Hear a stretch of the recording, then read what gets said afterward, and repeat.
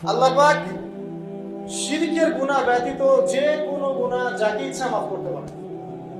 যে কোনো গুনাহ, আপনি জিনা করেছেন, সিজদা করেন, ফিরে আসেন, আল্লাহ মাফ করে দেবেন ইনশাআল্লাহ। আপনি সুদ খেয়েছেন দীর্ঘদিন, সুদ থেকে ফিরে আসেন, দীর্ঘদিন মায়ের সাথে জিনা করেছেন সুদের মধ্য দিয়ে, তওবা করে ফিরে আসেন, আল্লাহ এখনই মাফ করে দেবেন ইনশাআল্লাহ। আপনি খুন করেছেন মানুষকে, যদি আপনি চিন্তা করেন যে আমার এটা অপরাধ হয়েছে এবং আপনি তওবা করে খালেসভাবে ফিরে আসেন, আল্লাহ মাফ করে দিবেন ইনশাআল্লাহ। ব্যভিচার করেছেন, বিবাহিত হওয়ার পরেও জিনা করেছেন, এই ব্যক্তির কিন্তু পৃথিবীতে বাঁচার আসলে কোনো অধিকার নাই।